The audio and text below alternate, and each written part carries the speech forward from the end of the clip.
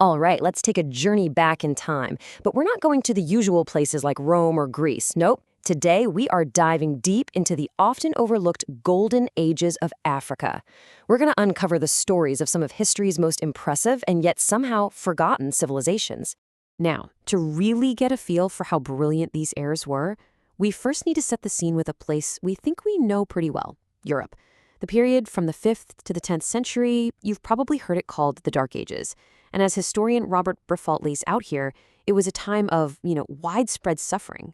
This quote, it gives us a really stark baseline for what was happening in one part of the world. But here's the crucial question, right? Was this bleak picture the reality for everyone? While Europe was struggling, was the rest of the world also just plunged into darkness? Well, as we're about to see, the answer is a huge, resounding no. In fact, when European explorers finally did venture south, they were completely astonished by what they found. The ethnologist Leo Frobenius captures their shock just perfectly. They weren't stumbling into scattered, primitive tribes. They were encountering massive, well-ordered states that were, in his own words, civilized to the marrow of their bones. So what did this civilization actually look like on the ground? Well, let's start with their cities. And I'm not talking about a few scattered villages. We're talking about sprawling, magnificent urban centers that could rival any in the world at the time, from these incredible stone fortresses in the south to the legendary intellectual hubs of West Africa. Let's kick things off with Great Zimbabwe in the 14th century. This direct comparison is, well, it's pretty mind-blowing. With a population of over 18,000 people, sprawling over 3 square miles, it was basically on par with London at the exact same time. And the architecture was just breathtaking. The main walls of the enclosure reached a staggering 35 feet into the air and were up to 17 feet thick. But you want to know the most incredible part? These massive structures were built with expertly cut stones that fit together so perfectly, they didn't need a single drop of mortar to hold them up. One early visitor just called it a work of art without a parallel. Okay, now let's jump over to Moorish Spain, a civilization with deep, deep North African roots, and look at the city of Cordova. In the 10th century, this place was a truly modern metropolis. I mean, it had paved and lit streets, sewers, 900 public baths, and get this, universal education for both boys and girls. And with a population of over 1 million people, it was literally centuries ahead of other European cities. And this level of sophistication wasn't just a one-off, not at all. On Africa's east coast, the legendary world traveler Ibn Battuta visited the Swahili city of Kilwa way back in 1331, and he called it, quote, one of the most beautiful and well-constructed cities in the world. And the hits just keep on coming. We go further west to what is now Nigeria, and European visitors in the 17th century were just as impressed by Benin City. They said it was as large as the Dutch city of Haarlem, and they marveled at its wide, straight streets and these magnificent palaces covered in engraved copper plates that actually depicted their history. This was a city of both incredible scale and really rich artistic expression. Okay, so you have these incredible cities, but how were they so wealthy? How did they sustain themselves? The answer is pretty simple: trade. These were not isolated little kingdoms, no way. They were powerful hubs right at the very center of a thriving global economy. And listen, this was absolutely a two-way street. Africa wasn't just exporting raw materials like gold and ivory. It was also importing luxury goods from all over the globe. Beautiful porcelain from China, glazed bowls from Persia, beads from India. This was a sophisticated, interconnected global network. To give you a sense of the sheer scale of this wealth, get this.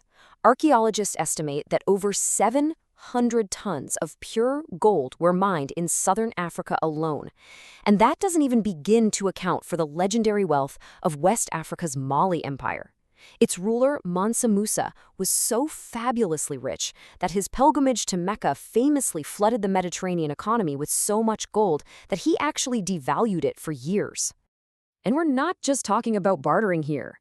Their economic systems were highly organized. In the huge Kingdom of Congo, for example, they used a sophisticated currency called Zimbu shells. These were actually mined, graded by size, and their supply was controlled by the state. That's a true monetary system. So you have these powerful, wealthy, and sophisticated civilizations just absolutely thriving. But their story takes a very dark and tragic turn. It happens with the arrival of ships from a continent that was just beginning to emerge from its own dark age. This was the beginning of a collision of worlds. Just look at this timeline. You can see a clear pattern of escalating aggression, can't you?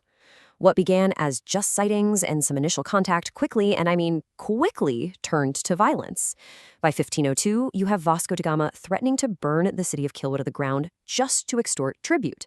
And later, the death of a priest was used as the perfect excuse to invade and seize control of the region's immense wealth. The brutality of this encounter it's hard to even wrap your head around.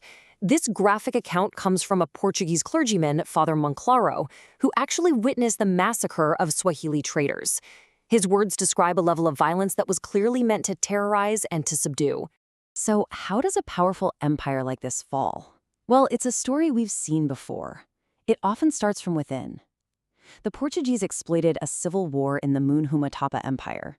When the emperor asked for their help, they used it as an opportunity to install their own puppet ruler, who then signed over the empire's sovereignty and all its resources. And, a similar tragedy unfolded in West Africa, where the Great Songhai Empire, a beacon of learning and culture, was just shattered in 1591 by a Moroccan invasion that destroyed so much of its priceless intellectual heritage. When you look back, from Great Zimbabwe to the Songhai, from Benin City to Kilwa, you see these societies of immense achievement. And yet, for so many of us, their stories have been pushed to a footnote in the history books, if they're even told at all. Which really begs the question, why? And just consider this final powerful piece of evidence from historian Stanley Lane Poole. He argues that after Spain expelled the Moors, it didn't enter some great golden age. It actually went into a steep decline. I mean, that completely flips the colonial narrative we're so used to hearing, doesn't it? And this brings us to our final question. We've seen the evidence of magnificent cities, of vast wealth, of global trade networks, and incredible centers of learning like Timbuktu, with literally hundreds of thousands of manuscripts on physics and astronomy. We've seen civilizations that were truly at the forefront of human achievement. So why are these histories, the stories of Africa's golden ages, so often forgotten, so often ignored? Now that's a question worth thinking about.